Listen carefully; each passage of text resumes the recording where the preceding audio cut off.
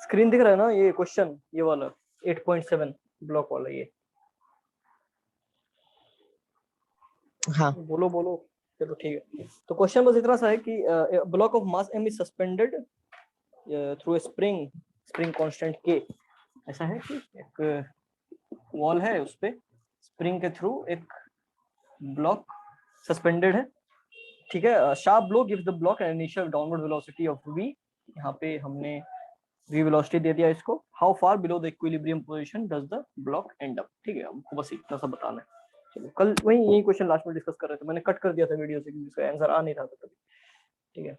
चलो देखो, हाँ, तो बुक ने जो किया है पहले वो बता देता हूँ।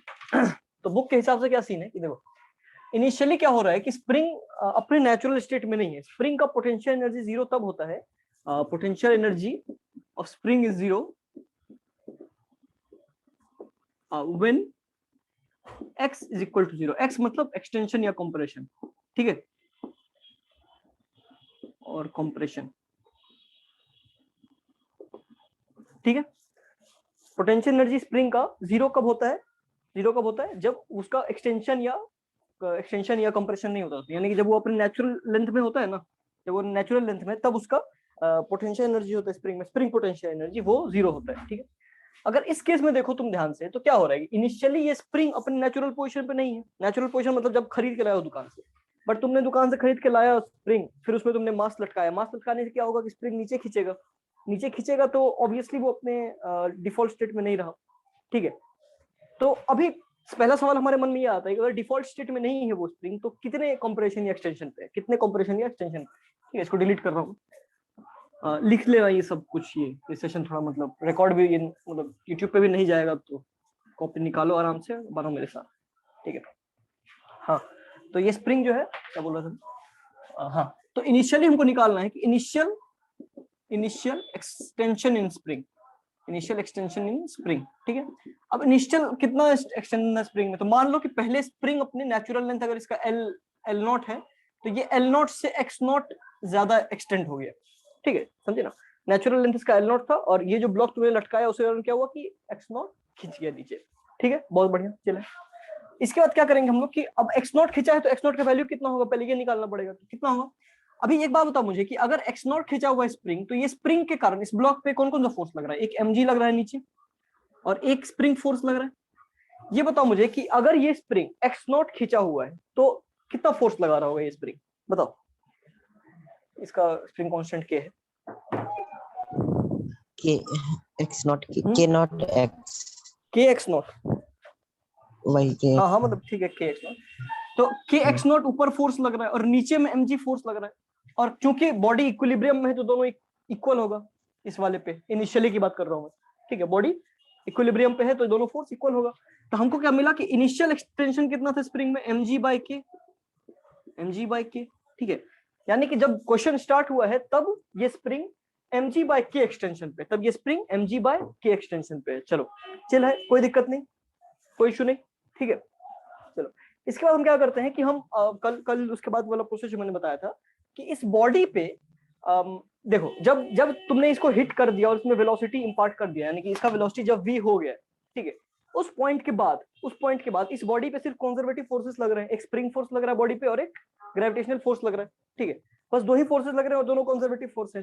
तो क्योंकि दोनों कंजर्वेटिव फोर्स है, इसीलिए हम एनर्जी कंजर्व कर सकते हैं यहाँ पे और यहाँ पे, करेक्ट, ऑलराइट। हम यहाँ पर एनर्जी कंजर्व कर सकते हैं। ये क्लियर है तीनों को? अभी बता दो यार, ये सबसे इंपॉर्टेंट लाइन नहीं समझ आया, मैं पूरा बताऊंगा फिर से, बट इंपॉर्टेंट है। एक बार और बता देखो, दीजिए।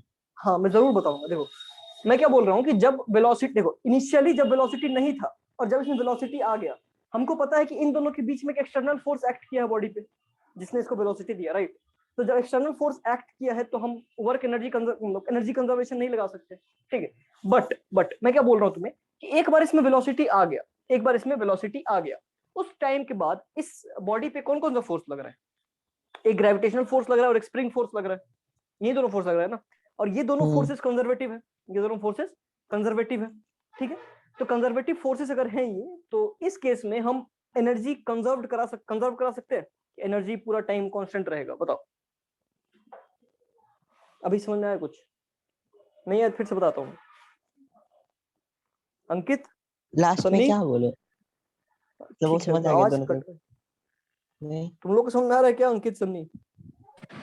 हाँ आवाज आ रहा है। आवाज ही कट रही है। अंकित, क्या बोल रहा हूँ समझ में आ रहा है? यहाँ पे यही स्टेप बस समझना है सब क्वेश्चन के लिए। नहीं आया आवाज, फिर से बोलो। अरे यार है।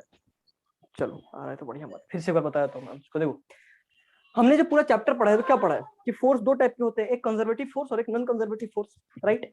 जब नॉन कंजर्वेटिव फोर्स लगता है तो हम क्या करते हैं कि उस फोर्स के कारण जो भी वर्क डन होता है उस वर्क को हम बॉडी के एनर्जी में ऐड कर देते हैं, ठीक है? मतलब ऐसे तुमने रखा हुआ है कोई ब्लॉक, तुमने उस पर फोर्स लगाया, वो ब्लॉक मूव करने लगा, तो तुम्हारे अंदर से कुछ एनर्जी खत्म हुआ और ब्लॉक का कुछ एनर्जी बढ़ गया, तो हमने ब्लॉक में वो एनर्जी ऐड कर दिया। ये कब करते हैं हम? जब हम नॉन कंजर्वेटिव फोर्सेस की बात करते हैं, ठीक है? जो कंजर्वेटिव फोर्सेस होते हैं, जिस फोर्स के कारण एक लूप में वर्क डन जीरो होता है, लूप में वर्क डन जीरो होता है, ठीक है, उस टाइप के फोर्सेस में, लाइक नॉन कंजर्वेटिव फोर्सेस जो होते हैं, ठीक है, उस टाइप के फोर्सेस में क्या होता है कि हाँ, उस टाइप के फोर्सेस में हम एनर्जी कंजर्व करा सकते हैं बॉडी का एट एनी पोजीशन, क्योंकि उस टाइप के फोर्सेस में बॉडी का हर पॉइंट पे नेट एनर्जी कंजर्व रहता है, नेट मैकेनिकल एनर्जी। याद करो ना, कल से यही तो बता रहा हूँ मैं। जैसे एक बिल्डिंग है, तुम यहाँ से इसको mg ऊपर लेके गए और फिर ये mg नीचे आया, तो नेट चेंज इन एनर्जी कितना हुआ बॉडी का? नेट चेंज इन एनर्जी कितना हो गया? जीरो हो गया, क्योंकि यहाँ से यहाँ जाने में बॉडी का पोटेंशियल एनर्जी बढ़ा और काइनेटिक घट गया, यहाँ से यहाँ आते आते बॉडी का पोटेंशियल घट गया, काइनेटिक बढ़ गया, तो जितना एनर्जी इनिशियली था बॉडी के पास उतना ही एनर्जी वापस रह गया, ठीक है? अंश अभी कुछ समझ में आ रहा है क्या? कंजर्वेटिव फोर्सेस के कारण हाँ जब भी कंजर्वेटिव फोर्स, हाँ, जब भी कंजर्वेटिव फोर्स लगता है ना बॉडी पे, तो हम किसी भी पॉइंट पे एनर्जी कंजर्व कर सकते हैं, किसी भी पॉइंट पे एनर्जी कंजर्व कर सकते हैं, क्योंकि अगर सिर्फ कंजर्वेटिव फोर्स लग रहा है तो वो एनर्जी को चेंज नहीं करता है, वो एनर्जी को सिर्फ ट्रांसफॉर्म करता है। समझो, दो तरह के फोर्स होते हैं, conservative and non conservative. Conservative force energy को सिर्फ चेंज कर सकता है, नॉन कंजर्वेटिव फोर्स एनर्जी को घटाता या बढ़ाता है। ऑलराइट, चलिए, नेट एनर्जी को एकदम सब क्लियर है अभी, ठीक है?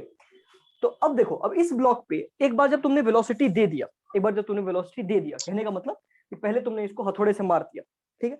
तो जब हथौड़े से नहीं मारा था, ठीक है, उस पॉइंट में, और जब मार दिया है इस पॉइंट में, इन दोनों के बीच में अगर तुम देखो तो एक एक्सटर्नल फोर्स आया है, एक्सटर्नल नॉन कंजर्वेटिव फोर्स आया है। तो उस नॉन कंजर्वेटिव फोर्स आने के कारण हम पहले और बाद में एनर्जी कंजर्व नहीं करा सकते, बट एक बार जब तुमने इसको मार दिया हथौड़े से, इसके बाद वेलोसिटी आ गया, इस पॉइंट के बाद अगर देखना स्टार्ट करो तो उस पॉइंट के बाद इस ब्लॉक पे सिर्फ दो ही फोर्सेस लग रहे हैं, एक स्प्रिंग फोर्स और एक ग्रेविटेशनल फोर्स।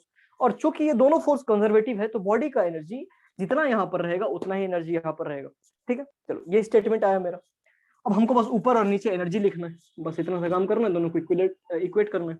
ऑलराइट, हाँ, तो चलो, अब मैं क्या बोल रहा हूँ कि ये इसका नेचुरल लेंथ था, ये x नॉट खिंचा हुआ था इनिशियली, अब हथौड़ा मारा तो क्या हुआ कि ये ब्लॉक और x खिंच गया, ये ब्लॉक और x खिंच गया नीचे, चले, ये ब्लॉक और x नीचे दब गया, ठीक है? अब हमको बताना है कि कितना एनर्जी होगा। चलो, तीन एनर्जीज हमने पढ़े हैं, बताओ पहले इनिशियल एनर्जी। अंकित तुम बताओ पहले, यहाँ पे इस पॉइंट पे ब्लॉक का काइनेटिक एनर्जी क्या होगा?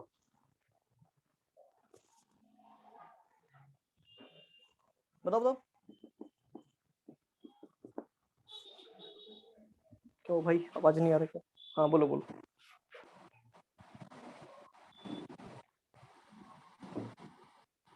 अरे हाँ ना, कुछ बोलो, कुछ भी बोलो, गलत सही समझ में आएगा ना, समझ में नहीं आया फिर। इस पॉइंट पे बॉडी का काइनेटिक एनर्जी क्या है? बस तीन एनर्जी हमने पढ़ना है, एक काइनेटिक एनर्जी, ग्रेविटेशनल पोटेंशियल और एक स्प्रिंग पोटेंशियल, ठीक है? इस पॉइंट पे बॉडी का काइनेटिक एनर्जी कितना है ये बताओ? बोलने की कोशिश कर रहे हो क्या?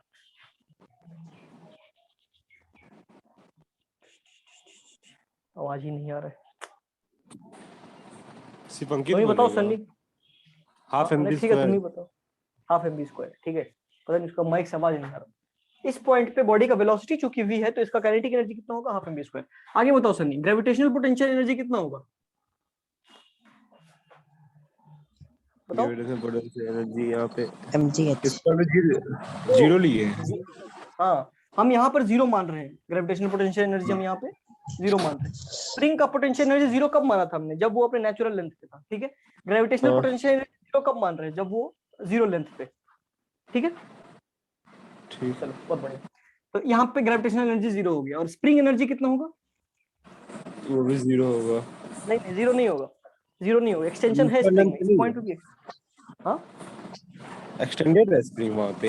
हाँ, अरे तो मास लटका है तो स्प्रिंग एक्सटेंड होगा ना, वही तो हमने पहले हाँ निकाला था कि इतना इतना एक्सटेंडेड है स्प्रिंग इनिशियली। हाँ, तो कितना होगा बताओ। ये kx नॉट। एक्स नॉट, आप एक्स नॉट मतलब हाँ जितना इनिशियली एक्सटेंडेड था ये। ठीक है चलो, क्लियर है, मैं इसीलिए थोड़ा थोड़ा बता दे रहा हूँ, चले कोई दिक्कत नहीं। चलो फाइनल एनर्जी बताओ, अंश बताओ फाइनल एनर्जी, यहाँ पे ग्रेविटेशनल एनर्जी कितना होगा बॉडी का। जी हाँ ग्रेविटेशन, पहले काइनेटिक एनर्जी कितना होगा बॉडी का यहाँ पे। 0। अरे और अंश को बताने दो, चलो ठीक है जीरो होगा। आगे बताओ अंश, ग्रेविटेशनल पोटेंशियल एनर्जी कितना होगा इस पॉइंट पे। mgh minus M G minus X, mgh X वही एक्स एक्स मान, ठीक है माइनस एम जी एक्स। और काइनेटिक एनर्जी, स्प्रिंग एनर्जी कितना होगा। हाफ के x नॉट प्लस x बहुत सुंदर, स्क्वायर हाफ के x naught plus x naught x का plus x whole. Square whole square. समझ गए ना, ये क्यों हुआ समझ गए ना, क्योंकि नेट एक्सटेंशन मतलब हाफ के एक्स स्क्वायर मतलब क्या होता है, हाफ इंटू के इंटू टोटल एक्सटेंशन जितना भी है उसका स्क्वायर। टोटल हाँ एक्सटेंशन कितना हो गया, x naught plus x, correct ठीक है। अब बस हमको इन दोनों एनर्जी को ये कर देना है, इक्वेट कर देना है, क्योंकि दोनों एनर्जी इक्वल होगा, क्योंकि दोनों में क्योंकि इस पे सिर्फ कंजर्वेटिव फोर्सेस लग रहे हैं। ऑलराइट, तो मैं इन एनर्जीज को इक्वल करूंगा तो क्या आएगा मेरे पास, देखो half M we square minus half के x naught square is equal to minus M G x minus half के एक्स नॉट स्क्वायर, मतलब खोल दे रहा हूँ उसको मैं, माइनस हाफ के x square minus k x naught x. ठीक है, बस खोल दिया मैंने इसको स्क्वायर को, चले खोल देना तो दिख जाएगा, तो ये दोनों कट गया।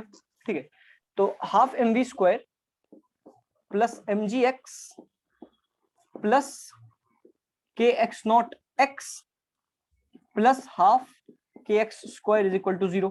और ये बन जाएगा क्वाड्रेटिक, क्वाड्रेटिक बन जाएगा। अब एक्स नॉट के एक्स नॉट की जगह पर एमजी लिख सकते हैं, फिर यहाँ पे देखो के एक्स नॉट की जगह पर एमजी लिख सकते हैं, यहाँ से के एक्स नॉट की जगह पर एमजी लिख सकते हैं ना। इनिशियली के एक्स नॉट क्या था कि इनिशियल कंप्रेशन कितना था, एक्सटेंशन, ठीक है वो एमजी के बराबर था, तो हम सिंपली लिख देते हैं half M B square plus 2 M जी एक्स हो जाएगा प्लस हाफ के एक्स स्क्वायर हो गया इज इक्वल टू 0। यही क्वेश्चन आया है क्या किताब में, तो फिर मैं आगे सॉल्व नहीं करूंगा। Half M B square plus क्या आया एक क्वेश्चन यार गंदा सा,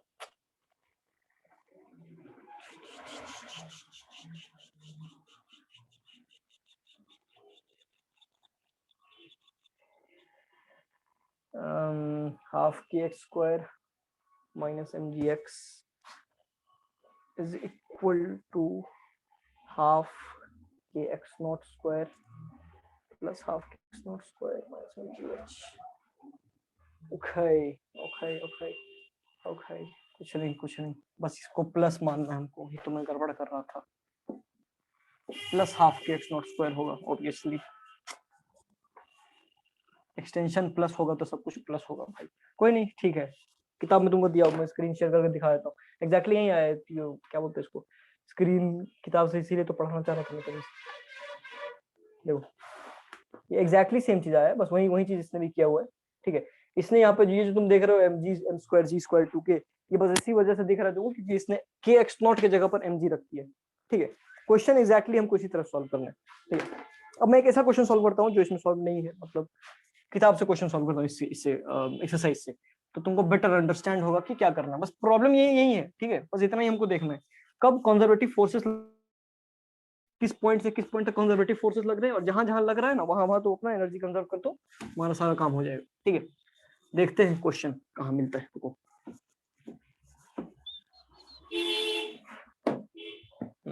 चलो थोड़ा चलते हैं इस पे एक्सरसाइज में। चलो 37 करें, नहीं रफ फ्रिक्शन है, आप लोगों को फ्रिक्शन में एनर्जी कंजर्व नहीं होगा, याद रखना, फ्रिक्शन पे आएंगे, पहले थोड़ा एनर्जी कंजर्व करने वाला कोई क्वेश्चन करता हूँ।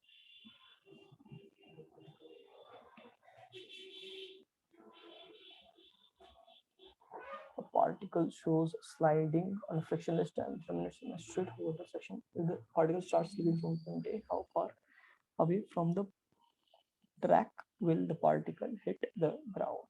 ये 1 मीटर है, ये 2.5 मीटर है। Alright, चलो ठीक है, 36 करें। हेलो, ये हाँ पहले क्वेश्चन बढ़िया से देख लो, और नहीं अगर किताब है तुम्हारे पास तो बढ़िया से खोल के रख लो क्वेश्चन को, बेटर रहेगा। ठीक है, क्वेश्चन 36 मैं थोड़ा फिगर बनाता हूँ, क्वेश्चन देखो थोड़ा देर।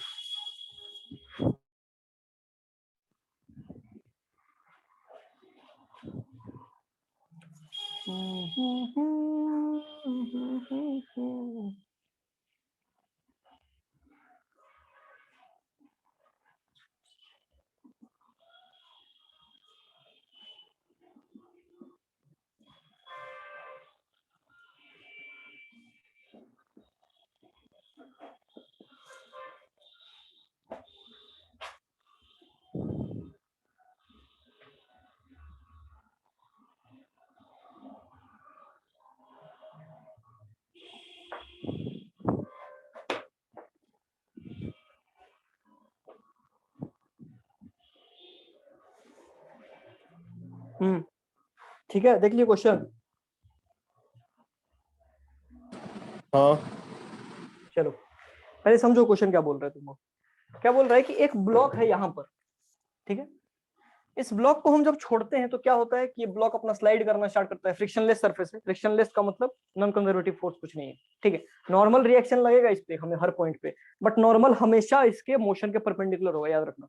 ये बॉडी यहाँ पर रहेगा जब, तो मोशन नॉर्मल इधर लग रहा होगा, मतलब हमेशा परपेंडिकुलर रहेगा नॉर्मल। नॉर्मल कारण वर्क डन नहीं कंसिडर करना हमको, ठीक है। बहुत बढ़िया। क्या बोल रहा है कि पार्टिकल यहाँ से स्लाइड करना स्टार्ट करता है, पार्टिकल यहाँ से यहाँ तक जाता है, ठीक है। जिसका मतलब ये हाफ हाइट पे, ये 1 मीटर है तो ये 0.5 मीटर है। यहाँ से क्या होता है कि यहाँ पर, यहाँ के बाद छूट जाता है पार्टिकल, यहाँ के बाद पार्टिकल छूट जाता है। तो छूटेगा तो क्या होगा, प्रोजेक्टाइल मोशन करेगा पार्टिकल, मतलब ऑब्वियसली यही होगा ना। जब यहाँ पे तुम सोचो ना, यहाँ से गिरते हुए आया, यहाँ पे क्या होगा, शूट आउट, शूट डाउन करेगा। तुमसे बस पूछ रहा है कि ये बताओ कि ये डिस्टेंस कितना होगा, ठीक है। ये पूछ रहा है कि ये डिस्टेंस कितना होगा, how far away from the track will the particle hit the ground, बस, ठीक है। चलो बहुत सुंदर। अभी देखो ध्यान से, पहले हमको पता करना है कि इस पार्टिकल पे, इस बॉडी पे कौन कौन सा फोर्स लगेगा। mg और नॉर्मल हमेशा लगेगा, राइट, ठीक है। जो नॉर्मल है वो हमेशा इसके मोशन के परपेंडिकुलर होगा, तो नॉर्मल के कारण तो कोई वर्क डन नहीं हो रहा है, मतलब परपेंडिकुलर फोर्स के कारण वर्क डन नहीं होता है ना, पता है ना। F डॉट S 0 हो जाएगा, ऑलराइट। चलो, तो क्या पॉइंट हमारे पास कि इस बॉडी पे बस दो ही फोर्सेस लग रहे हैं, एक mg और एक नॉर्मल। नॉर्मल के कारण वर्क डन 0 है ऑब्जेक्ट पे, ठीक है। बचा क्या, mg। mg एक कंजर्वेटिव फोर्स है, mg एक कंजर्वेटिव फोर्स है, ग्रेविटेशनल फोर्स। तो mg क्या कर सकता है कि बॉडी के पास जितना एनर्जी पहले है बस उतना है, वही एनर्जी बॉडी के पास बाद में भी रहना चाहिए, वही एनर्जी बॉडी के पास बाद में भी रहना चाहिए, करेक्ट। चिल है। mg जो होता है वो कंजर्वेटिव फोर्स होता है, इसका मतलब क्या हुआ कि फोर्स का एनर्जी कंजर्व रहेगा बॉडी का। जितना एनर्जी बॉडी का या ए पॉइंट पे है उतना ही एनर्जी बॉडी का बी पॉइंट पे भी रहना चाहिए, राइट, ठीक है। एनर्जी कंजर्व करें, बस एनर्जी कंजर्व करें। चलो पहले ये बताओ कि हमको बस 3 एनर्जी पढ़नी है, हमको बस 3 एनर्जी पढ़नी है। चलो ये बताओ कि ए पे कितना एनर्जी रहेगा, एनर्जी एट ए कितना रहेगा, काइनेटिक एनर्जी बताओ अंश। हाफ नहीं, जीरो काइनेटिक हाँ, वैसे स्लाइड करना स्टार्ट किया है। यहाँ पे वेलोसिटी कहाँ है बॉडी का, ये यहाँ से गिरना स्टार्ट किया है बस, 0। 0, बस यही सब चीज सोचना है तुमको। ये सब कोई पढ़ा नहीं सकता है, तुमको खुद ढूंढना पड़ेगा यहाँ पे काइनेटिक एनर्जी क्या होगा। चलो पोटेंशियल एनर्जी क्या होगा यहाँ पे, पहले ये बताओ कि पोटेंशियल 0 कहाँ मानना सही रहेगा इस क्वेश्चन में। मैंने क्या बोला था जहां क्वेश्चन में, पर जो लास्ट इस साइड भी यहाँ यहाँ ये मैंने क्या बोला था क्वेश्चन में, जहां पर भी तुम्हारा लोएस्ट ये रहता है ना पॉइंट दिखता है तुमको, जो भी उस पर पोटेंशियल, ग्रेविटेशनल पोटेंशियल एनर्जी 0 मान लो, ठीक है। लोएस्ट पॉइंट ये दिख रहा है, ठीक है। चलो आगे बताओ। तो इस हाँ, तो इस बॉडी का potential energy, gravitational potential energy कितना होगा ये बताओ ए पे।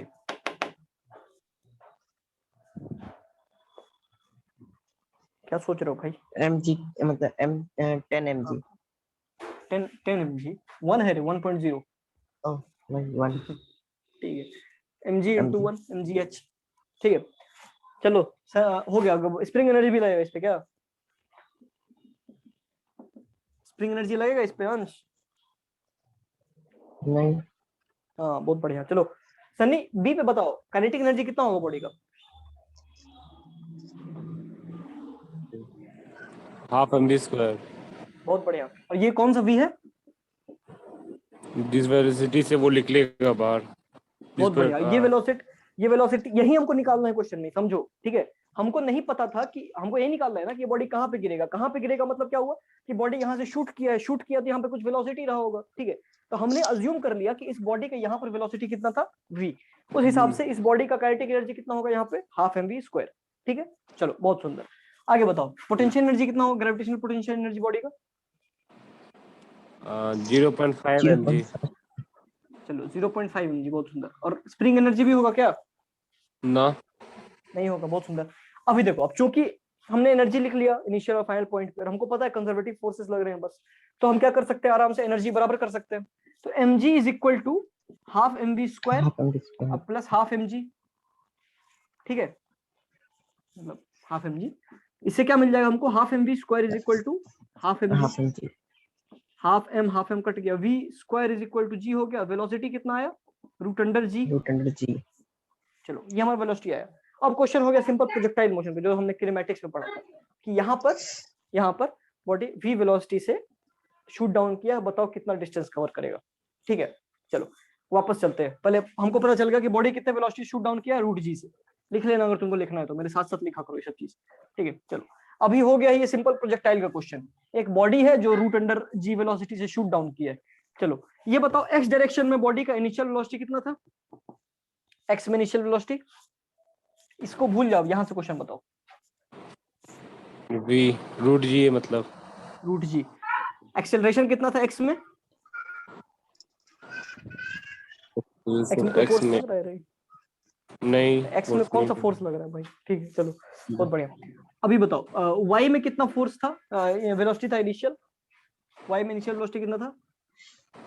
वहां में कुछ नहीं है। बहुत बढ़िया, तो जीरो बोलोगे ना, कुछ नहीं था। चलो वाई में एक्सेलरेशन कितना था? वहां में एक्सेलरेशन 0 नहीं, माइनस जी। ध्यान देख के आंसर दिया करो ना। वाई मतलब क्या हुआ, इस डायरेक्शन में, इस डायरेक्शन में फोर्स लग रहा है ना mg, तो उसके कारण जी एक्सेलरेशन होगा ना। चलो और कितना डिस्टेंस कवर करना है वाई में? माइनस माइनस 0.5, नीचे जा रहे हो, माइनस 0.5 डिस्टेंस कवर कर रहे हैं। तो ये बताओ कि इन तीनों डेटा से मैं टाइम निकाल सकता हूँ ना, कितना टाइम लगेगा बॉडी को यहाँ से यहाँ आने में, मतलब वर्टिकली इतना डिस्टेंस कवर करने में कितना टाइम लगेगा। तो h is equal to U T, zero हो गया, plus half A T square, यानी कि ये दोनों कट गया, ये हो जाएगा 1/g हो गया। टी स्क्वायर कितना हो गया, 1/g, टी कितना हो गया, 1/√g। कितना टाइम लगेगा 1/√g। बॉडी का, 1/√g। अब ये बताओ मुझे, एक्सेलरेशन 0 है तो इतना टाइम में बॉडी कितना डिस्टेंस कवर किया होगा आगे, फॉरवर्ड हॉरिजॉन्टल में? हॉरिजॉन्टल में यूटी यूएक्स टी, हाँ, और हाफ ए टी स्क्वायर 0 हो जाएगा तो कितना हुआ, रूट जी इंटू 1/√g। क्या हुआ आंसर, 1। दिया आंसर क्या? तो कितना मजा आया क्वेश्चन बनाने में। तो आंसर देख लेते हैं तब ज्यादा मजा आएगा, अगर सही होगा तो। हाँ देख लो सही है आंसर, स्क्रीन दिखा देता हूँ तुमको, विश्वास दिला देता हूँ कि सही है आंसर। ये देखो, at a horizontal distance of 1 metre from the end of the track, दिखा? हाँ हो गया विश्वास, यही कर रहे हैं। चले देखो हाँ। अब कितना आसान हो गया, कितना आसान हो गया वर्क एनर्जी पावर। क्या करना है हमको पूरे पूरे टाइम पे, बस पहले सबसे पहले बैठ करके स्टेप वाइज तुमको पता करना है पहले कि जो फोर्सेस लग रहे हैं वो कंजर्वेटिव है या नॉन कंजर्वेटिव है। बहुत आसान तरीका है, ग्रेविटेशनल फोर्स और स्प्रिंग फोर्स ये दोनों, और इलेक्ट्रोमैग्नेटिक फोर्स, ये सब तुमको अभी नहीं पूछेगा, ठीक है। ये सब फोर्स कंजर्वेटिव होते हैं, और बाकी जो भी फोर्स एनर्जी को डिसिपिएट करता है वो सब फोर्स नॉन कंजर्वेटिव होता है, ठीक है। तुम अगर एक्सटर्नल फोर्स लगाते हो वो भी नॉन कंजर्वेटिव फोर्स है। क्यों? क्योंकि एक कंप्लीट लूप में अगर तुम घूमते हो तो तुम्हारा वर्क डन नेट जीरो नहीं होगा। ऑलराइट चले, समझे ना बात को? हाँ हाँ चलो बहुत सुंदर। तो ये क्लियर हो गया अपने को। आगे क्वेश्चन कर।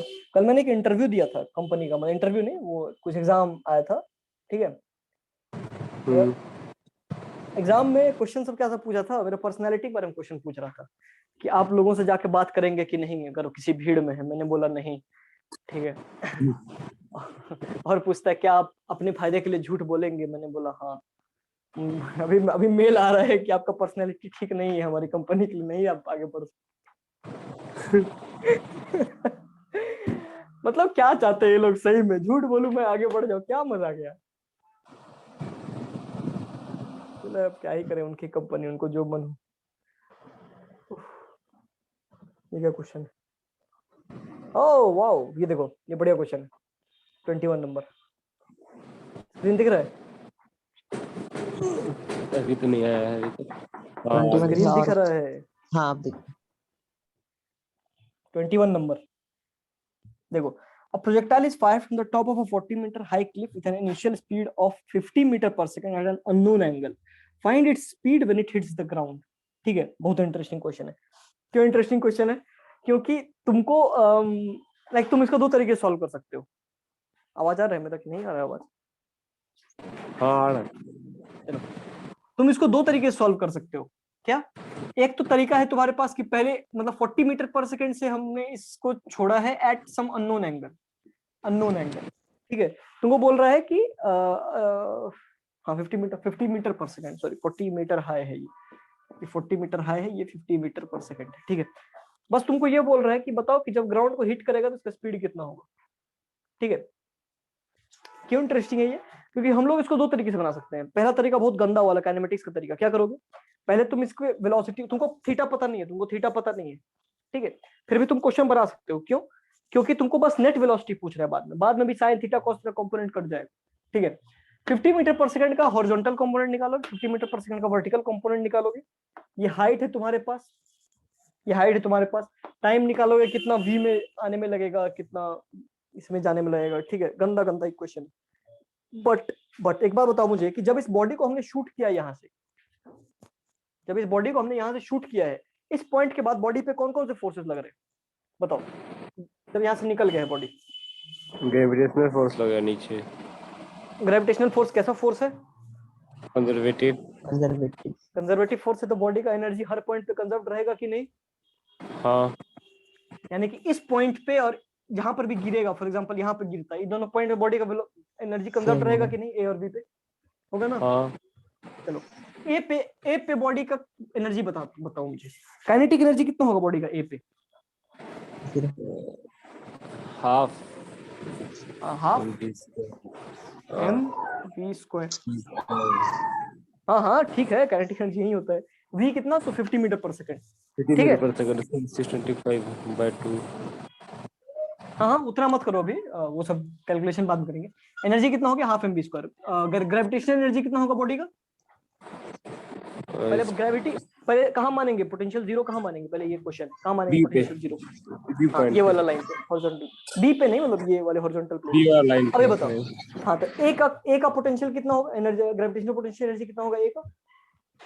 माइनस माइनस नहीं दे पापी, ऊपर है। अरे तुमने यहाँ माना है ना सब, यहाँ से ऊपर है ना। चलो mg h के जगह 40 लिख देते हैं अभी, ठीक है। 40 मीटर हाई है। हाँ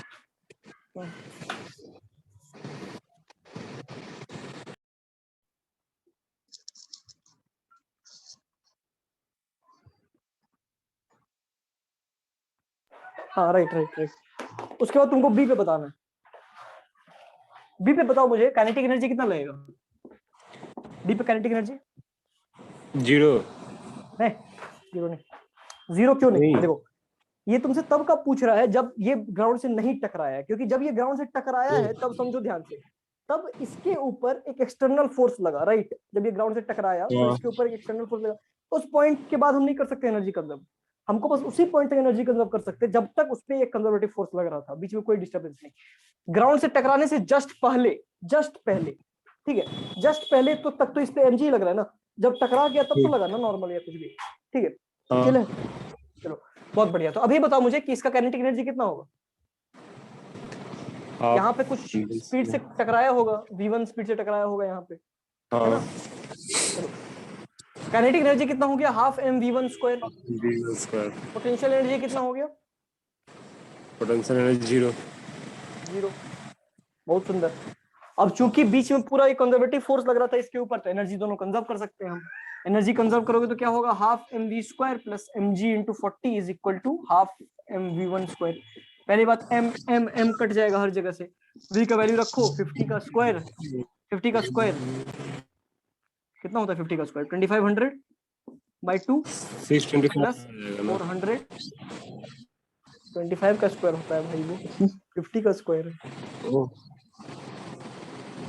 is equal to half v1 square. ठीक है, ये कितना हो जाएगा, 800 इसमें ऐड कर दो, 2500 प्लस 800 3300 हो गया। 3300 is equal to v1 square. v1 कितना हो जाएगा, तो 10√33। गंदा सा क्वेश्चन ये है, तो देख लेते हैं सही है कि नहीं आंसर। 21 का 58 मीटर पर सेकंड हुआ। 58 मीटर पर सेकंड मतलब यही हुआ के आसपास, 10√33। 33 कितना होगा, लगभग 6 के आसपास, 6 से थोड़ा कम, 5.8। 58 मीटर पर सेकंड। समझे क्या करना है, बताओ। कोई समस्या है इस पूरे सिस्टम में? हमको क्या करना है, बस बैठ के पहले सोचो कि कौन से फोर्सेस लग रहे हैं, ठीक है, और वो फोर्सेस कंजर्वेटिव है कि नहीं। अगर कंजर्वेटिव है वो फोर्सेस, तब तो कोई समस्या ही नहीं है भाई, तब आराम से एनर्जी कंजर्व कर दो इनिशियल फाइन पॉइंट पे। और मान लेते हैं कि कंजर्वेटिव नहीं है, नॉन कंजर्वेटिव है, ठीक है, तो क्या करेंगे तब, work done by that force is equal to change in kinetic energy लिखेंगे। ठीक है, तो मैं सजेस्ट करता हूँ कि ये क्या बोलते हैं, नॉन काइनेटिक जो है, नॉन कंजर्वेटिव फोर्सेस, वो अगले दिन करते हैं हम। अभी तुमको क्वेश्चन कितना बनाना है ये बताता हूँ, ठीक है, जहां तक कंजर्वेटिव फोर्सेस है, सिर्फ थोड़ा प्रैक्टिस होगा तुमको इससे।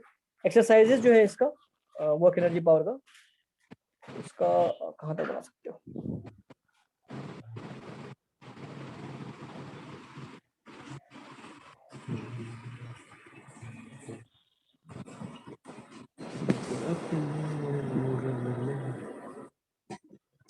कह रही हूँ।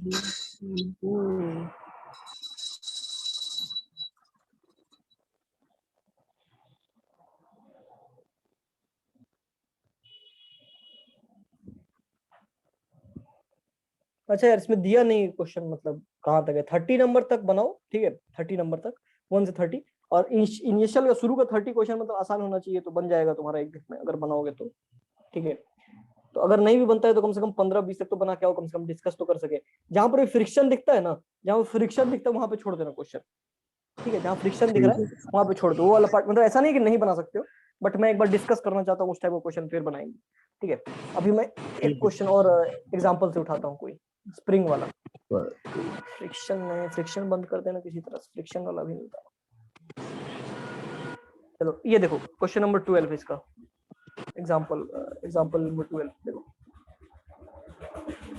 क्वेश्चन पढ़ो। Figure W8 8W8 shows a smooth curved track terminating in a smooth horizontal part, ठीक है। तो क्या फिगर है, देखो फिगर पहले बना लेते हैं फिर क्वेश्चन पढ़ना। तो फिगर कुछ इस टाइप का है कि एक ट्रैक है, अरे यार इसको डिलीट भी करना है।